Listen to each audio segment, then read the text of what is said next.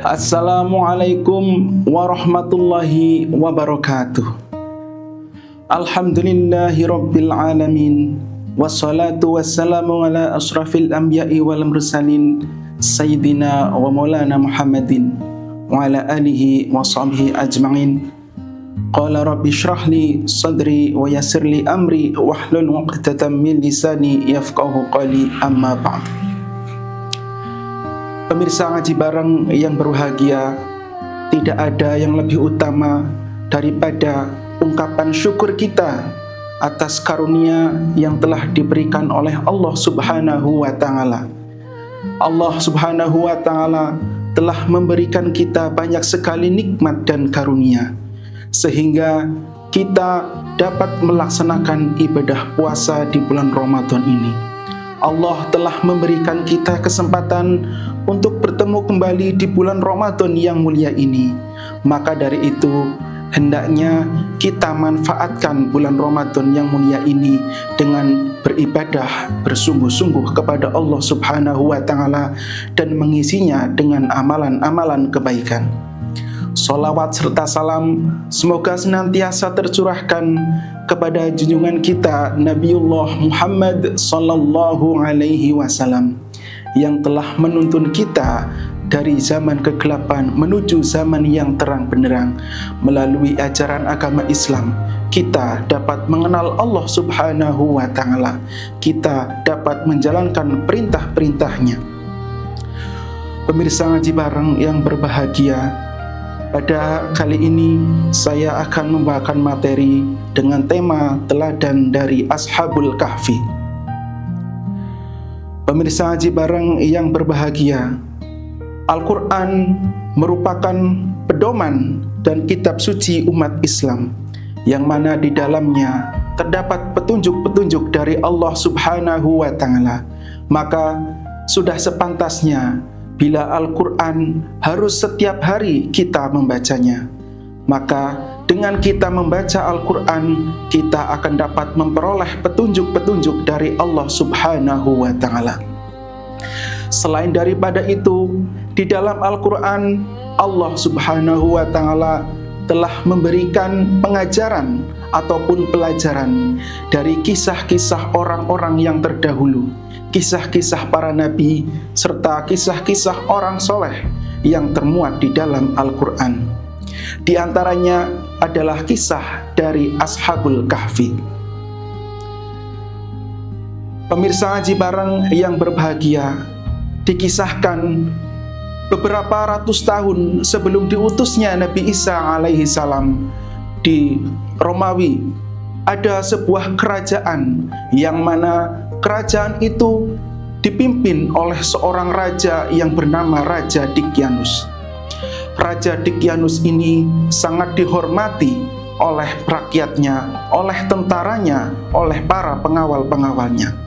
Namun, penghormatan atau kecintaan itu tidak lain karena Raja Dikyanus adalah raja yang sangat zalim, raja yang kejam terhadap rakyatnya sendiri.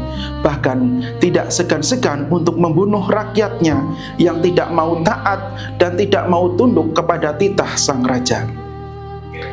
Selain daripada itu, Raja Dikyanus adalah raja yang menyembah berhala, sehingga perbuatan kesyirikan yang telah dia lakukan itu telah melampaui batas. Semua pejabat, pengawal, dan bala tentaranya serta rakyat-rakyatnya dipaksa untuk menyembah kepada berhala. Di dalam situasi yang sedemikian rupa ini, muncullah sosok-sosok pemuda yang mana mereka adalah pemuda-pemuda yang menggunakan akal dan logika mereka.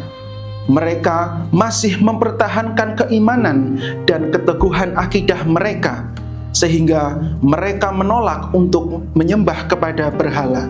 Mereka menolak ajakan ataupun perintah dari raja mereka sendiri.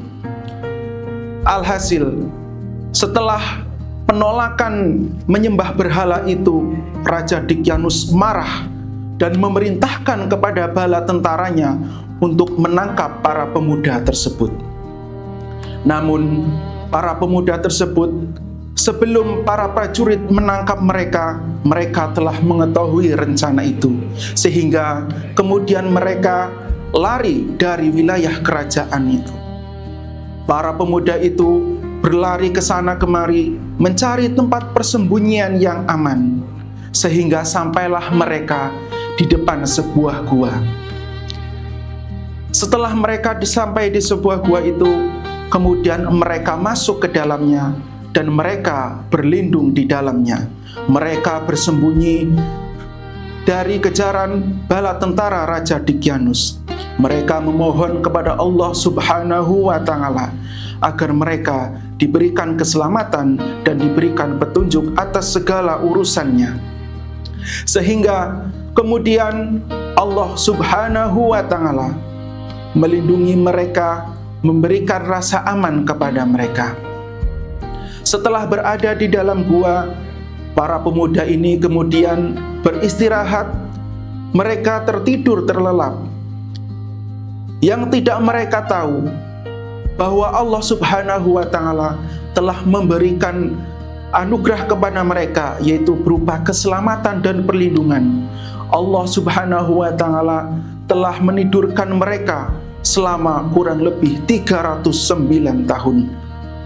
Waktu yang sangat lama bagi manusia. Tetapi para pemuda-pemuda ini merasa bahwa mereka hanya tertidur sebentar. Tetapi pada kenyataannya Allah Subhanahu wa Ta'ala dengan segala kekuasaannya telah menyelamatkan mereka selama 309 tahun. Pemirsa ngaji bareng yang berbahagia, masa muda adalah masa-masa di mana jiwa dan semangat kita masih membara. Para pemuda lebih banyak mengedepankan hawa nafsunya untuk memenuhi keinginannya. Banyak dari mereka yang justru terjerumus ke dalam hal-hal yang tidak baik, terjerumus ke dalam kemaksiatan, ke dalam perbuatan anarkis dan lain sebagainya. Akankah kita membiarkan pemuda-pemuda di kalangan kita terjerumus ke dalam hal yang demikian sehingga akan menyengsarakan mereka kelak di akhirat? Tentunya tidak. Kita harus menyelamatkan para pemuda-pemuda kita, menyelamatkan generasi-generasi kita dari perbuatan-perbuatan yang tidak baik. Oleh karena itu, kita harus memberikan edukasi kepada mereka, harus menuntun mereka kepada jalan yang benar, yaitu jalan yang diridhoi oleh Allah Subhanahu wa Ta'ala. Sebagaimana firman Allah Subhanahu wa Ta'ala di dalam surat At-Tahrim ayat yang ke-6, Allah Subhanahu wa Ta'ala berfirman, A'udzu billahi minasy syaithanir rajim. Bismillahirrahmanirrahim. Ya ayyuhalladzina amanu qu anfusakum wa ahlikum naran wa quduhan nas wal hijarah. Yang artinya, hai orang-orang yang beriman, jagalah dirimu dan keluargamu dari siksa api neraka yang bahan bakarnya berupa manusia dan batu. Dari kisah Ashabul Kahfi tadi, kita dapat mengambil beberapa pelajaran. Di antaranya, yang pertama yaitu keteguhan iman. Hendaknya dimanapun kita berada, dengan siapapun kita bergaul, dan dalam keadaan apapun, kita harus senantiasa menjaga iman kita, menjaga akidah kita, agar tidak tergoda oleh godaan-godaan baik dari lingkungan kita maupun dari pengaruh teknologi yang sekarang sedang marak. Maka dari itu, hendaknya kita memberikan pengajaran kepada mereka agar senantiasa mengingat kepada Allah Subhanahu wa Ta'ala. Di antaranya dengan senantiasa beribadah kepada Allah tepat waktu, kemudian selalu berzikir kepada Allah, menyebut namanya dimanapun kita berada. Kemudian yang kedua, pentingnya berdoa dan bertawakal kepada Allah Subhanahu wa Ta'ala. Segala usaha yang kita lakukan hendaknya disertai dengan doa kepada Allah Subhanahu wa Ta'ala. Sebab segala sesuatu yang kita usahakan, yang kita kerjakan, hasilnya tidak lain dan tidak bukan, yang menentukan adalah Allah Subhanahu wa Ta'ala. Kemudian jangan lupa untuk bertawakal, menyerahkan segala sesuatunya kepada Allah Subhanahu wa Ta'ala setelah kita berusaha. Kemudian hikmah yang ketiga, yaitu kita harus yakin bahwa pertolongan Allah Subhanahu wa Ta'ala pasti datang dengan caranya. Kadang pertolongan Allah itu seringkali berada di luar nalar kita. Itulah kekuasaan Allah Subhanahu wa Ta'ala. Allah Maha Kuasa atas segala sesuatu, dapat menolong kita dengan berbagai cara. Maka dari itu, sebagai orang yang beriman, ketika kita menemui kesulitan atau menemui permasalahan, hendaknya kita memohon kepada Allah agar kita dibukakan pintu keluar, sehingga kita dapat menyelesaikan masalah-masalah yang kita hadapi ini. Karena tidak ada yang dapat menolong selain daripada Allah Subhanahu wa Ta'ala. Allah tempat meminta segala sesuatu. Pemirsa Ngaji Bareng yang berbahagia, demikian yang dapat saya sampaikan pada kesempatan kali ini. Mudah-mudahan ada kebaikan yang dapat kita ambil dari materi kali ini.